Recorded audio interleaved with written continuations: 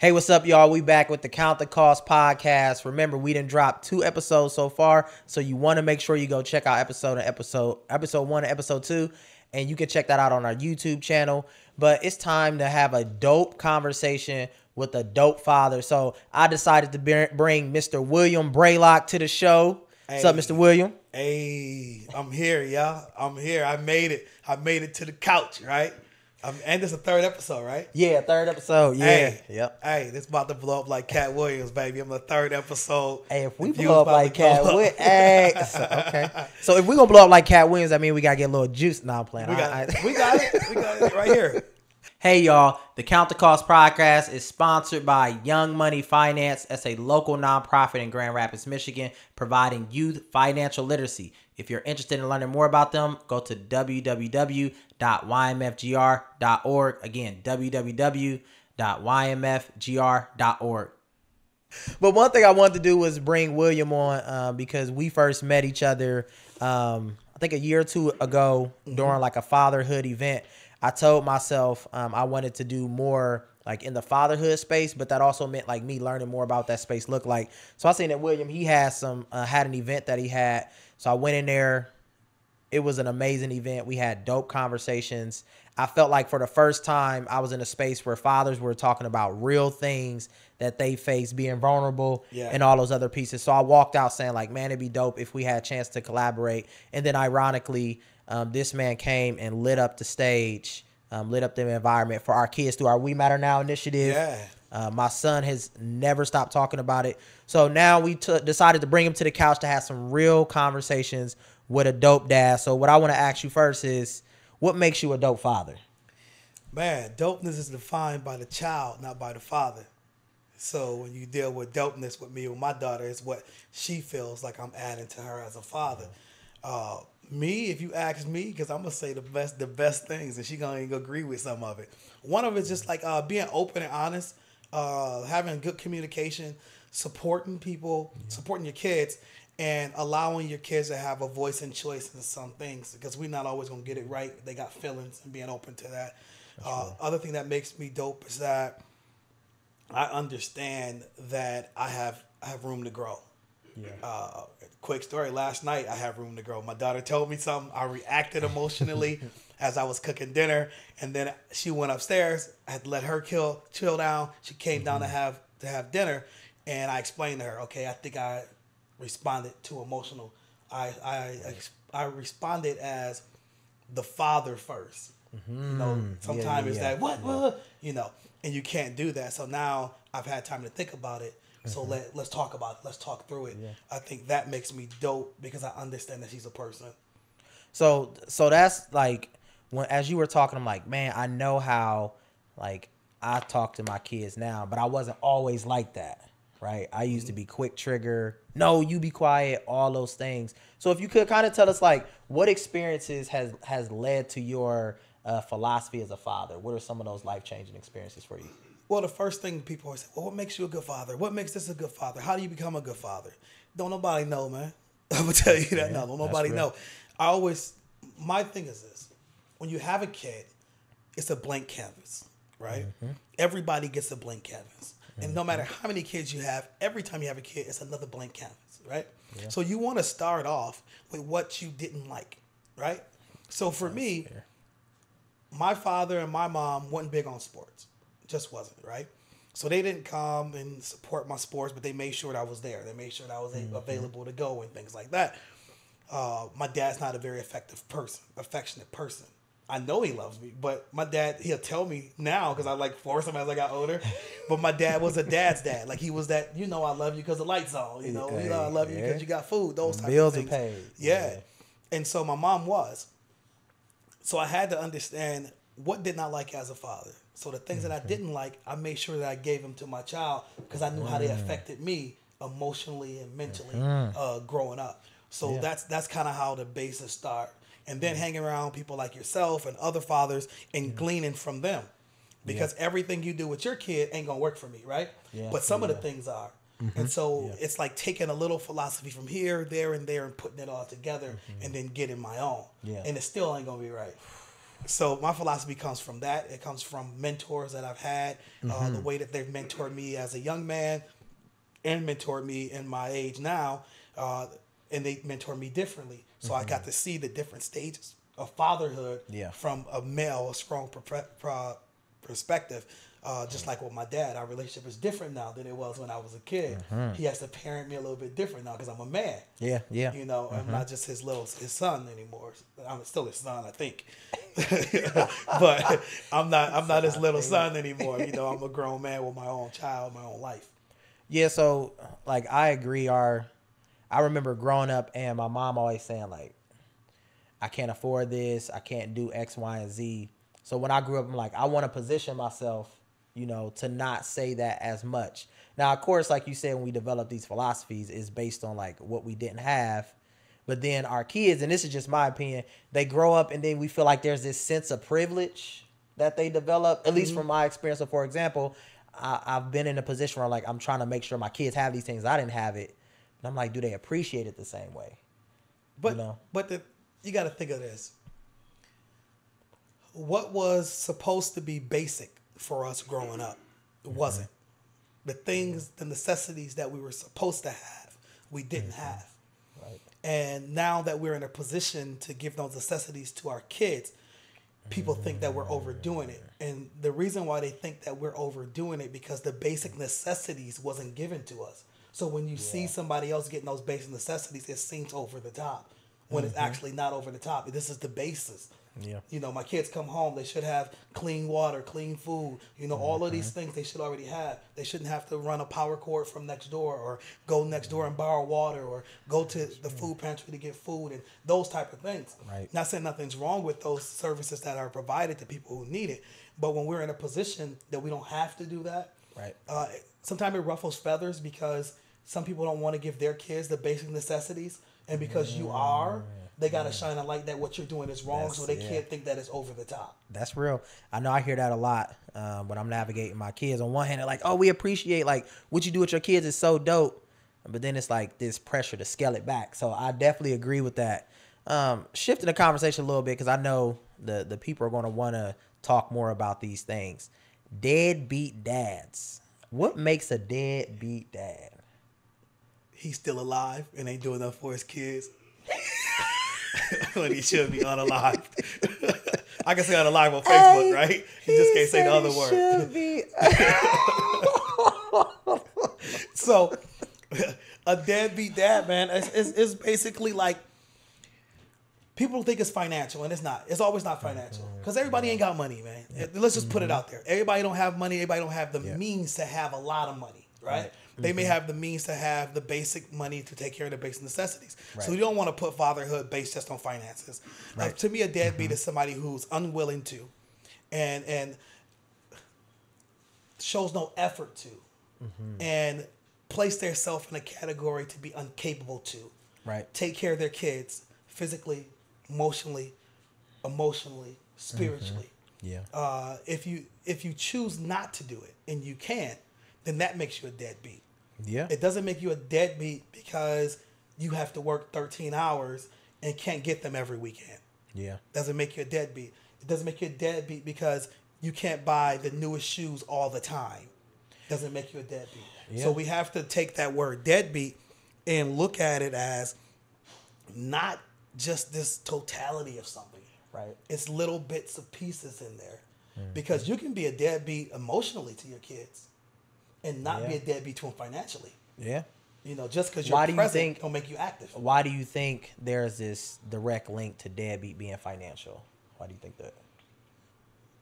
I think that society has went away from what a father offers to a child, especially when you go back to the 60s and 70s, maybe early 80s, where a lot of the systems that were in place were designed for single mothers.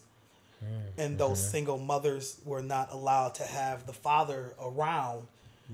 If he wasn't gainfully employed, they couldn't get food stamps then. You know, they couldn't get Medicaid then. A lot of the resources out there were just for single moms. And so now this mom has to make a choice. The other thing is that, and I'm not saying all fathers did this, but I know there had to be some fathers who had to make that decision. I can't be gainfully employed. Yeah. I don't have the education. Yep. I need to leave so that you can get the services. Yep. And that's a hard decision to make. Yeah. But I believe some did make that decision. And then I have to hide my clothes when the worker come over. Yeah. I gotta hide my shoes under the bed, you know, those type of things. So I think the financial aspect of taking care of a family when a man no longer could, and not because he was unwilling to, but because circumstances happened. Yep. Then everything became finances.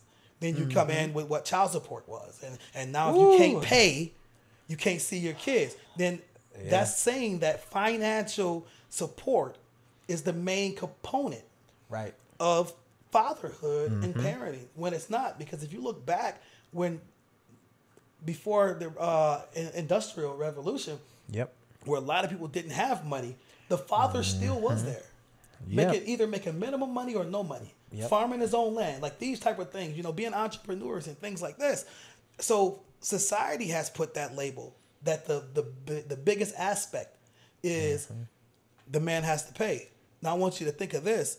If that's the biggest aspect and the only aspect, once the government steps in and gives you resources to take care of the kids, why isn't the father then allowed to do the other parts? Facts. If that's the biggest part, facts, yeah, then he should be allowed to do the other parts. Yeah. Now, child support is not for people like us. It's not for people like us. I would like it not to be, but it's necessary. Yeah. Because I would rather live in a world where people are forced to take care of their kids than be in a world where you have a choice, to pay or not. So, I don't mind paying child support. Because it's okay. I can afford it. I can do it. I don't pay child support now, y'all, at all. My daughter lives with me. But there was a time where I did. But, for the record, there was a time where I did, right? And I had to get to the point to understand, because I was like everybody else, bro. Yeah. What you doing with my child support money? Like, where that money going? Woo! Right? Woo! Like, where that money now, going? Now, has this ever happened? You know, when you first was on child support, and then your child's mom will call you and ask for something. You like, what I'm paying child support for? No, and I'll tell you why. You know, me and my ex-wife, we had an understanding when we were together of what I took care of with my daughter and what she took care of with my daughter. So like shoes and a lot of the clothes and stuff, I was doing that anyway, right? So it didn't matter to me what the courts said pay. Right. I knew what I was going to do. So I didn't have that mentality, but I did go through, and I'll call this the deadbeat mentality, right? And the deadbeat mentality is, what are you doing with the money that I'm giving you? Like, you're more concerned about what she's doing with the money, but child support, if done correctly, child support is just reimbursement to the mother or whatever parent that has them. That's good. Yeah, so if child support comes once a week or every 2 weeks, however it comes, and something happens on Monday, and the mom has to wait for your child support on Friday, she pays the whole price. When that child support comes back, she's just recouping what she gave, right? Yeah. And so when you think of it that way, then you start to think of things different. Then you realize, unless you're a millionaire, the child support you paying ain't taking care of the household. Okay. Right? It ain't taking care of everything. And if you have the kid with you, you would pay more anyway, because you wouldn't be counting it. Right? You wouldn't be counting the $300, $400 you're giving out. You just spend because you got your kid. 100. So child support may be good for some people because they can regulate how much they spend on their kid. But I think that with deadbeat, that's the biggest part. The biggest part is always the financial part. And some people would rather skip jobs, work 3 months, and not pay for their kids. I just believe that there should be a system that the first day you go to work, it hits the child support alert. Yeah. And my personal belief, because like you said, deadbeat mentality, but also like petty emotionally. Yep. Like when I first got put on child support, because I still am on child support, and one of my kids live with me, but that's a whole nother podcast. But within that, like when I first got put on child support, I was hurt because I looked at myself as like, I am paying. Yep. Right. But there was this disconnecting, like misunderstanding behind like expenses. Yep. What she want the kids to have versus what I want the kids to have, how much I have versus how. There was a lot of that where having kids and not having like a great communication skills or ability. We talked about this at the We Matter Now conference. Yeah, that communication piece. It set up a lot of issues because there was a lot of assumptions. There was a lot of anger. There was a lot of pettiness. I never forget when I got first put on child support. I think I only had to pay like $25. I was excited. And she was calling me like, how am I supposed to take care of her? I'm like, ask the courts. Figure it out. Ask you put courts. me on child support. But then I started to, I think it wasn't just like becoming more emotionally mature, but more financially mature. Okay.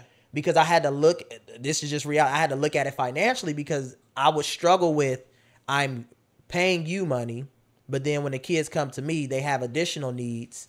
So how do I live? Yeah, how do I make a living, especially when I'm in a space and they're like, the child support is to take care of the kids. And I'm like, if this is what y'all are saying, why do I always have to pay this part? Because I'm not getting reimbursed for nothing. Right. When it comes to filing taxes. Right. You don't claim the fact, you don't deduct your child support, right? But that person can claim it as income. Yep. So I'm like, there's these huge disconnects. I'm like, why do I feel like I'm always losing in that way? I love my kids to death, but financially I'm struggling. So I had to do a lot of inner work, a lot of financial building, because that's why my organization focuses more on finances. I'm like, I have to figure this out so that I can have better relationships with my kids, because that was a huge issue. I remember my oldest daughter, she was like, Dad, you disappeared for like 3 years. I said I had to because I was struggling with trying to figure out how do I make this all make sense financially for myself and still live. Right. Because they're in reverse, even though it was $25, in reverse, as I, started making more money, the price went up so high. I'm like, y'all not taking into account that I got these kids all the time. Yep. Y'all not taking into account that I'm paying for this. Like, I'm starting to list all these expenses. I'm like, man, is it worth it? But like, how do I live? Right. And then I can't call her and be like, can you send some? Because again, we don't have that. You can always call, brother.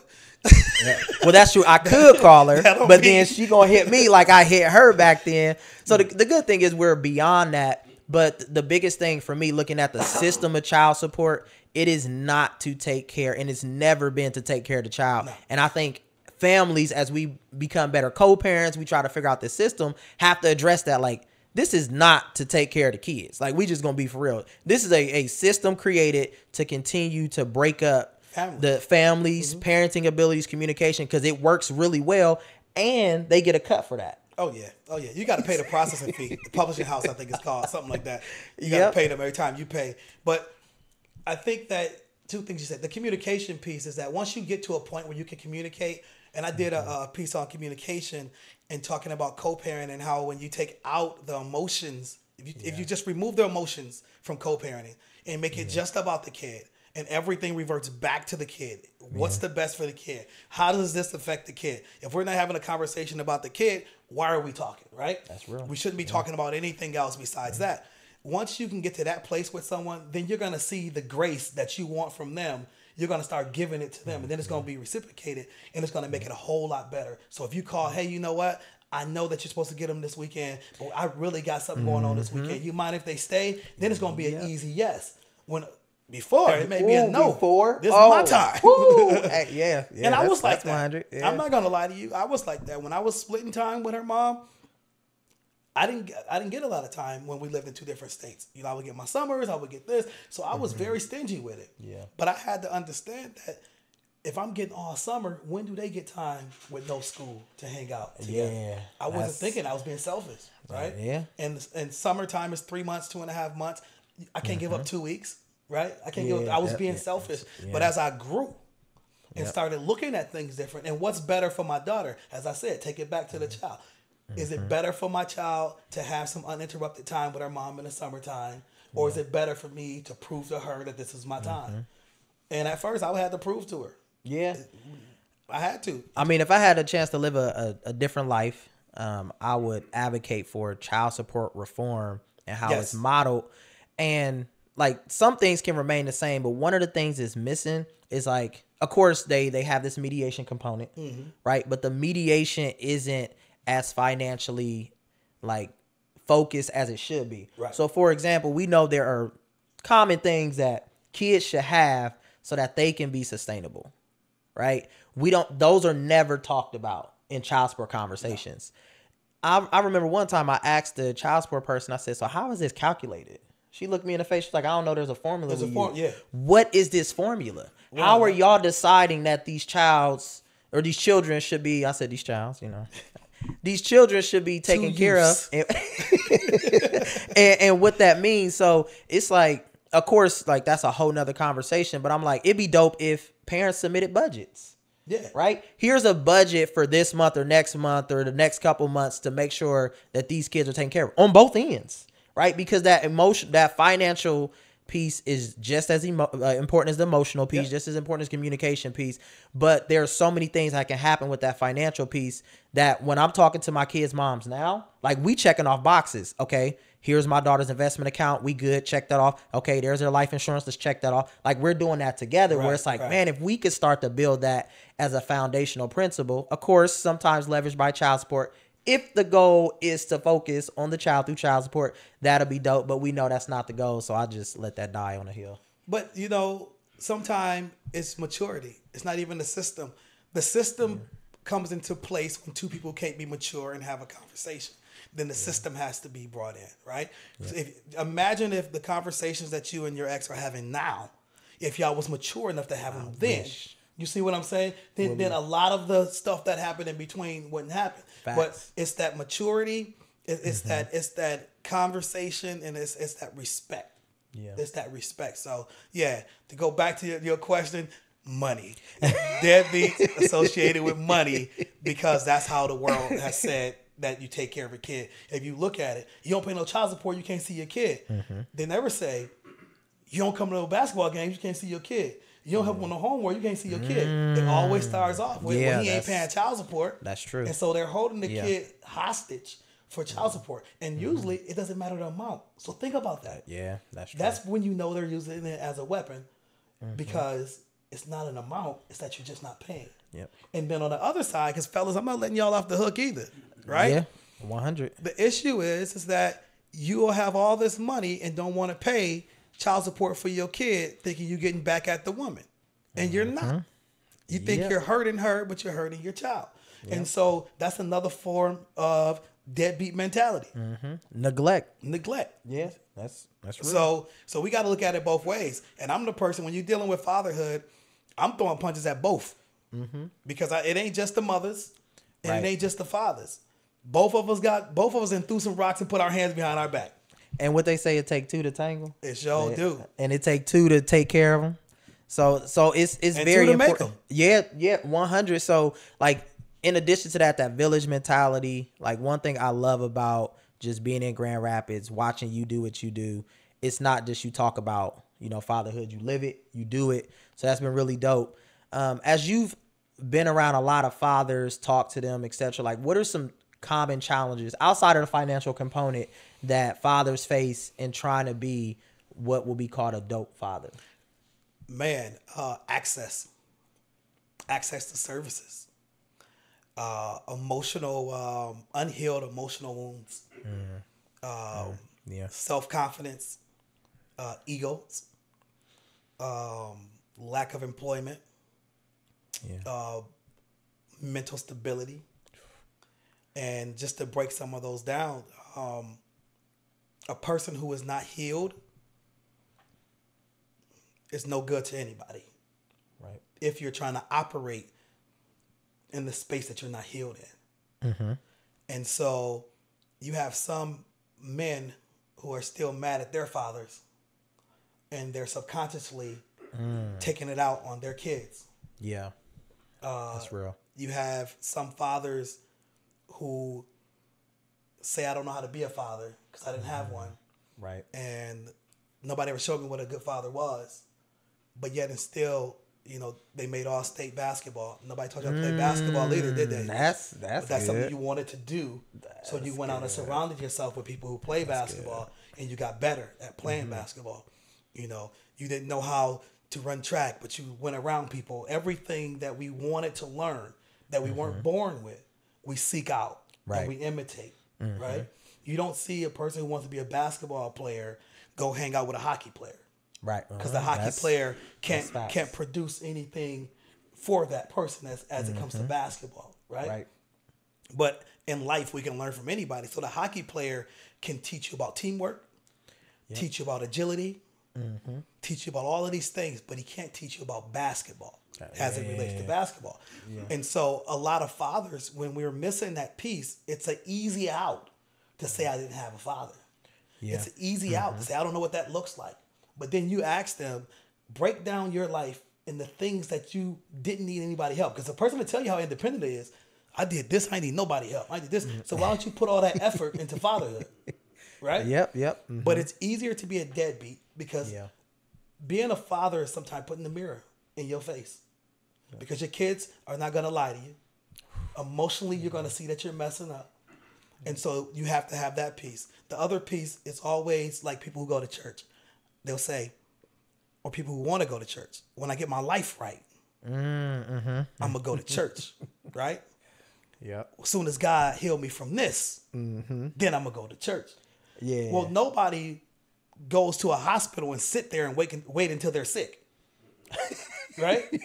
Nobody does that. Right. Yeah. So, as a father, don't wait. And if you've already burnt the bridge, don't wait for God or whoever you believe in to rebuild that bridge for you to walk over it to fatherhood. Yeah. You have to rebuild that bridge. But you cannot rebuild that bridge with the same wood that you used to burn it down. Yeah. And so a lot of fathers struggle with their ego gets in the way because they want to parent kids at the same rate that they did when they left them. So if you were my father and you left me at 15, you can't come back when I'm 25 and try to father me like I'm 15. Right. So now we got to have a different relationship. Yep. And you got to eat some crow, brother. We got to have a conversation. Yeah. We got to have a conversation. Fathers don't want to hear their shortcomings. And it's a lot of times you hear the blame game. Yep. Your mama did this and your mama did that and your mama wouldn't allow this and your mama wouldn't, and it's like, okay, some mothers are like that. But when she did it, did you give up when she put that wall up or did you fight? Right. And they never get to that question and don't want to answer that question. Yep. So then you look at the lack of resources. If I'm a father and I'm down on my luck, but I still want to be a father, the system's not allowing me to be a father. Why? Because I don't have a job. I don't have anywhere to stay. I don't have transportation. Now flip it. If I'm a mother in the same predicament, they're going to help me with transportation. Yep. They're going to help me with a job. They're going to help me get a house. They're going to help me with all of these things. Now, not saying that there's not organizations that help fathers, but when you look at the scale, it's so small. Right now, the homeless population with fathers, right, of having their kids, there's not a lot of resources out there. Right. So, as a father, I'm supposed to be a protector and a provider.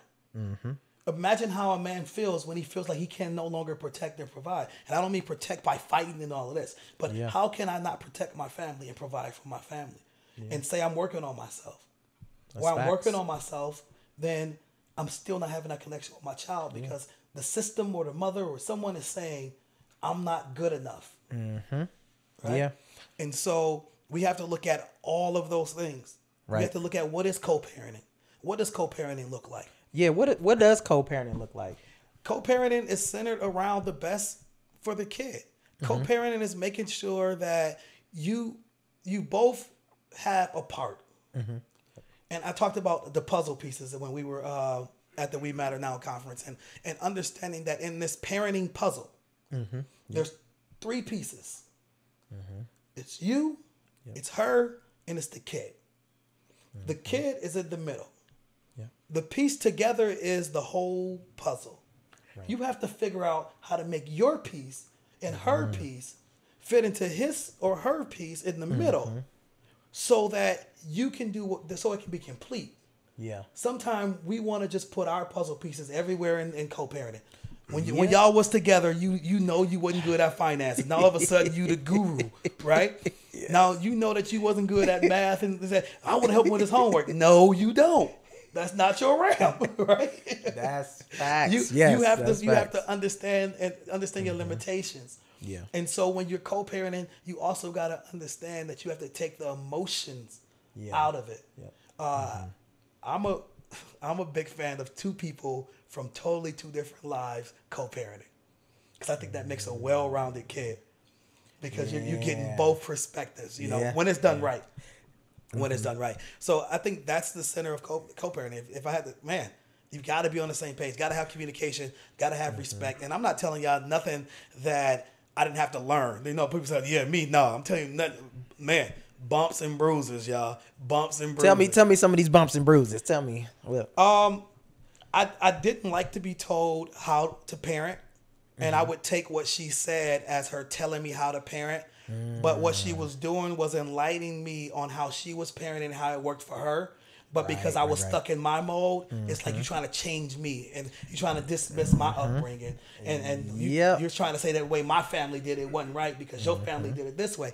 And that was huge for me, you know. The other thing is that she knew how to push my buttons.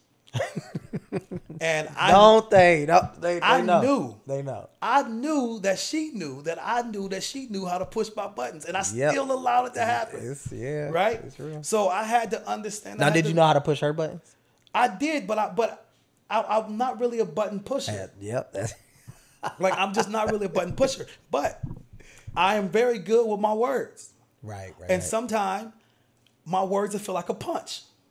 Yeah. And I had to understand that because I would feel bad after a bad argument. Right. Because that's the type of person I am. Now, I said what I said. And my emotions meant what I said. But when I got time to sit back, it's like, man, there's something about being a man. And when you with a woman, whether it's your wife or your girlfriend, fiance, or whatever, if you truly love this person, when you say hateful things to them, and you mean what you said when you said it, as a man, you feel horrible afterwards. Yep. You walk away and you're like, I can't believe I said that. Yep. And a lot of times we will hold back because we'll let you say all of your hateful things. But I can't look at you every day knowing what I just said to you. Yep. How I just made you feel. I can't just go to the next day. And so I didn't want that to be our relationship. I didn't want that to be the way that we communicated, in the way that our daughter saw us cohabitating in this co-parenting. And not saying, like, again, it wasn't always pizzas and cream. Yeah, 100. It wasn't, but we've gotten to that place, and we still got work to do, but we got to that place. Other bumps was, I'm very selfish with my time with my daughter. Like, if people know me and they see me, they know I am very selfish with my time. And there were some times where I was not understanding. There was no compromise. There was no give. Because it was about my time, and I was focusing on the time that I was losing when I'm not there. Right. And that felt bad for me. Like, I grew up with my father, right? But my father was present, but not always active, right? And so people say, "Oh, you had your dad." Yeah, but did I? Right. Yeah. And so when I got to that point of, I know how it felt during that time away from my father, and how that made me feel. So I never wanted my daughter to get that. So I used to live in New Mexico, and my daughter lived in Arizona. I would get off on a Friday, and if I couldn't get a flight, I would drive 6 hours after work to go over there and see my daughter and drive back on Sunday, 6 hours. That's how committed I was to this.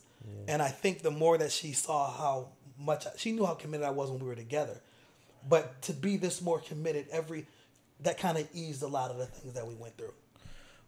So you dropped a lot of facts. The big one that when y'all are watching, whether you're a parent, a father, mother, or just viewing, it's the want to.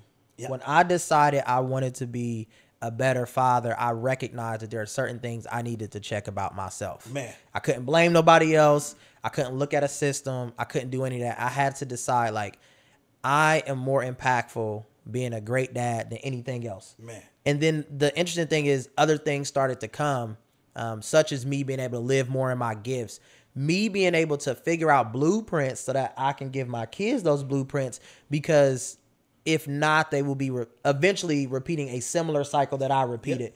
And I was like, that's why I say I'm going to be the last generation to start from scratch, because the goal there is to make sure that I can make some sacrifices, learn some things so that I can quickly say, My daughter's 17 years old, right? Okay. She's starting to experience just relationships at a different level because she's getting older, right?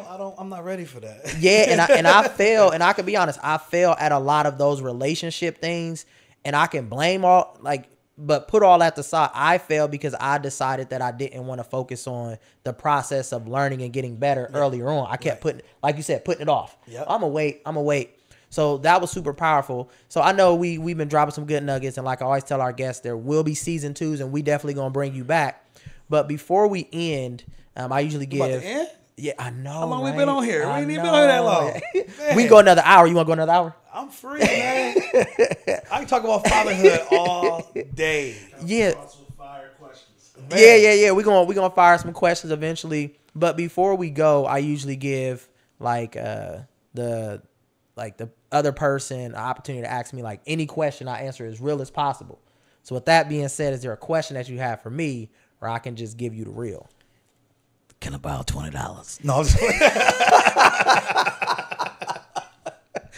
yes, no. You one thing that really drew me to you is your passion. Like, I'm a passionate person. When everything that I do is the passion in it, and like hearing you talk about finances and just bringing your kids in, like I could see myself in you when I do with my daughter, bringing her into all the entrepreneurship things and things like that. When you decided that enough was enough of being. You got this thing you said about the 1%. You talked about the 1% in college, and he came to you and said, "Hey, are you tired of being broke, or do you no longer want to be broke?" Like when you decided that I'm going all in, what stage was you in your life? Like, was it because you were mentally broke down? Was it because you were emotionally broke down, or was it just the opportunity happened at the right time? So I'll be honest and say all of it. And the reason why I say that, my best friend Will is in the room. He does a lot for our podcast behind the scenes, but he can attest to this. When I went off to college, nobody knew the life that I experienced because I didn't have social media. Right. They only seen when I came back to Columbus how I was like perceivably happy or had money or stuff like that. But I would go back home and struggle in many phases that I didn't even know how to deal with. Okay. You talk about mental health, you talk about all that. I didn't know. But one of the things that I kept going back to, I never forget this, my freshman year in college, I was in my room crying because at that point I wanted my real dad. I was like, I ended up writing myself a letter and everything. Really, I used to pray for my dad. Like I had this yearning for my dad, but there was no one around me that was there, that seen that, all those things, right? When me and my child's mom had broke up, like, because I messed up, like, that was a dark moment for me. Nobody seen that. Right. I had to start all over financially, everything. I ended up moving into an apartment, sleeping on a mattress, right, and building myself all the way back up. Nobody's seen that, right? The experiences that I had in foster care, nobody knows that. So I kept going through these moments where nobody knows. And a lot of it was because I didn't really trust people. Because there was one time I did try to share that with somebody at a college level. And what they did with it, I didn't feel like they didn't give me action steps. I'm a doer. Right. So they just sat there and cried. I was like, you have a hard life. I know I have a hard life.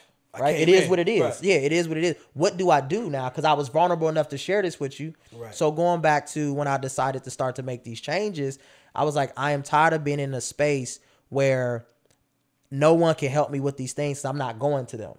So when I went to my professor, I literally went to my professor and was like, financially, I am messed up. I've taken out all these loans. I keep giving out money. Like, I had to be vulnerable with that person. And he was just like, this is what you need to do. I never forget it. When he told me to invest and I didn't invest, he looked me in my eye and was like, that's why you'll be broke. Right? Because he was a sociologist and he was like, I study behavior. So I'm watching you repeat the same cycles that everybody repeats, saying that you want to get better. And I'm telling you how to get better. And you have the access and the resource to do it. And you still choose not to. That's a choice. So I have had to become a knucklehead the opposite way, because I was a knucklehead the other way, getting in trouble. But I had to become a knucklehead to start to learn these things differently, because again, nobody was there. Right. I didn't get Facebook until a couple years ago. So I wasn't posting nothing. I wasn't no status. None of my family was living with me, completely in a silo, struggling. I was like, I'm tired of that. So yeah, it was a space, and I thank you for asking that question because I really don't talk too much about that. But for me, it was like, dang, dude, you got to figure out. Because the other thing was I was creating my own chaos, right? And nobody was holding me accountable because nobody knew. Right? I'm leaving people's house. Like, I'm doing all kinds of crazy, messy stuff. And I'm like, man, I'm not getting this. Or I may engage with like a mentor, but I can't be really real with them because I feel like they're going to judge. It was just this struggle where I was like, I'm tired of that. And that's like one point that I have for people. It's like, in order to change, y'all got to get tired enough. I don't care what. I do financial coaching all the time. I tell people, you ain't tired enough of your problem that you're going through. Because if you were, you would do something with it. Yeah. When you get tired enough of something, you are going to change it because that's how we are as people. So it's one of those things where I was like, man, I can't do this anymore. I'm mentally struggling. Somebody I was talking to was going through some mental health issues. I didn't know how to help them with it because I didn't even know it was mental health. I just thought that they was trying to be funny. Oh. The other piece is this, because now you got me reflecting. So as I grew up, I went through a lot of trauma. And then it was a point where I couldn't really remember my childhood because I used to play sports and hit my head and all this other stuff. And then I stopped playing sports. So I started uncovering a lot of memories of like just how I grew up and stuff. And uncovering those experiences was traumatic for me. So I had to call my older brother and ask him like, did we experience that? Right. He like, yeah, bro, this is what you went through. But I didn't go to no counselor or nothing. I'm like, how do I deal with those emotions? How do I pick up the phone and call those people that had that impact on me? I don't know how to do that. So yeah, I went through a lot in that space, but I think my place of peace became that financial piece because I started to learn more like, okay, Dondre, you getting all these student loans. First of all, I went to college for free. 100% free, but then got into $189,000 in student loan debt. Bro, you speaking to the choir. Let me tell you, they knew I wasn't gonna pay that much. Look, how you gonna? I came in here looking for financial aid, and you gonna give me all this money and want me to give it back to you? All right, I'll take it. I promise I'll give it back. Here's the thing that gets me. They say you can take out $7,000 max. What amount do you want to take out? Why? Just give me the max. Give me the what are we doing? Why? You think I'm gonna say 1,000? Then it hit you back with, you don't have to pay until you're done with school. And you're like, well, I'll just stay in school. Right. I'm gonna go back to school to delay. And forbearance. And I was like you, like I didn't have that in school until I just I was taking out money because it was there. It was there. I got another question for you. What does peace look like in your life right now? Ooh, for me, control. In all phases. So, the last person I was on here had asked me a question, and I was giving them feedback of like finding yourself and becoming yourself. Like the thing that I have embraced now is what control truly means, and for me, control means being able to look at a situation, good, bad, ugly, deciding what you want to do, and living with the result. There it is. So that's what I do in many phases where I'm like, I'm in control. So if I make this decision, it's on me. It's on me. If I don't get up, send those emails, we don't get paid, my team look at me, that's on me. Now, I have to apologize. I got to move forward. And or if I create some chaos, that's on me. I have to be accountable for that. So I think this control factor has, I look at it in a more holistic way because some people are like, oh, you always want to take control. I'll be like, it's not always me taking control of something to like make the decision. It's me understanding like it's a lot involved in what control looks like. And I would love for other people to take control, but they get scared and nervous about that position. Yep. And I'm like, somebody got to make somebody has to do these things. And because I've been in a space where I watch my mom, I call it single parent pride. I'm very thankful for what my mom has done, all the things that she's brought. She has made so many ways for me, but then I observe like sometimes how that pride can prevent us from making the impact that we want to make. Mm-hmm.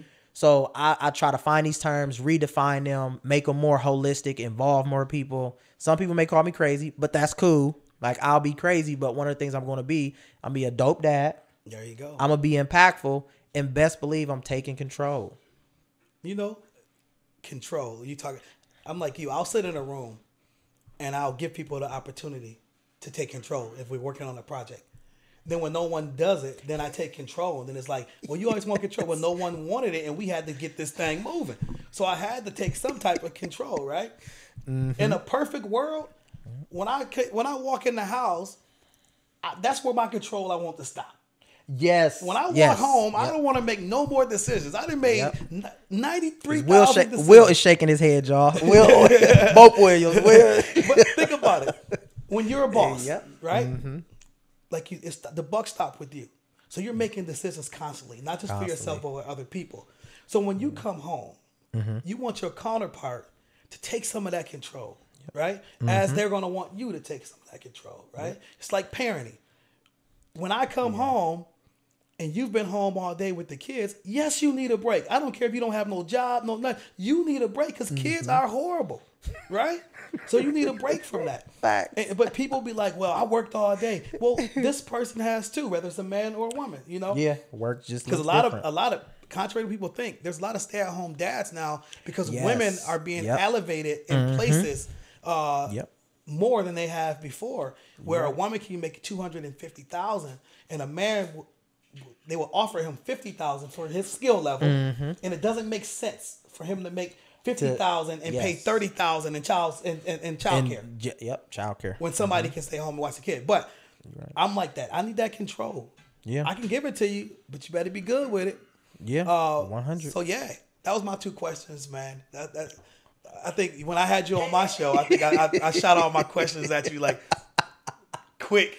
You hit me with the questions, but one thing I do appreciate again about you is we can have these real conversations, and we can talk about how do we advance and make people better. How do we make ourselves better? I think it always starts with us. The best thing that I ever could have did was put a mirror in my face and say, all right, Dondre, what do you need to do to make some change? So as we end our podcast, I always want you to plug whatever you got going on, whatever people should be looking for. So go ahead, plug it.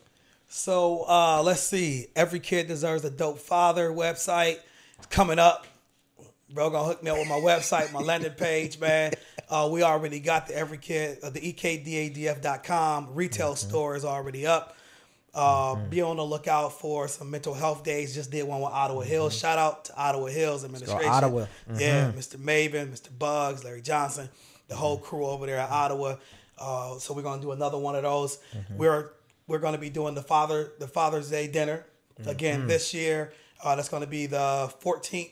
Yeah, the 14th. Did you cook for that dinner? Was that you? Yeah. Yes. Yes. Food was delicious. So we're gonna be doing that on the 14th. On that Father's Day, I'll be cooking. Me and D-Malt will be cooking at the City League Pride at JC Park. All the high schools will be there, alumni and things like that. So that's on that day. Other than that, man, just working and doing the work. Of course, Monday, Wednesday, Friday, man, 97.3 FM. I'm on there on Reality Check, man. I appreciate coming in. Yes, sir. We could have sat here and done this all day. Yes. I appreciate it, man. I appreciate the love and the inspiration. And I love how you take finances and make it fun and how you incorporate it with everyday life and make it so people can understand it. It's a big component in fatherhood. People may not understand it, but like you said, if I'm paying child support, I need a budget so I can budget that going out, budget what's going in, and understanding that they're gonna get their money regardless. It's coming off the top. Hey, treat child support like FICA. Don't nobody know who FICA is, but FICA get paid, baby. No matter if you make $2 a one, FICA get this money. So I appreciate you, man. Not a problem. Those are facts. So we're going to put his information in the comment section. Again, our goal is to bring a podcast that we have real conversations. I mean, if y'all choose a judge, that's on y'all. But we want to provide a platform and space where we can just have real conversations, such as, how to be a dope dad. All right. Well, Will, I'll see you in the next season or episode. Yeah. We're going to figure out something. We'll figure it out. But in the meantime, make sure y'all like and subscribe, and then follow us anywhere you can find podcasts, because this is the Count the Cost podcast. Peace. There it is.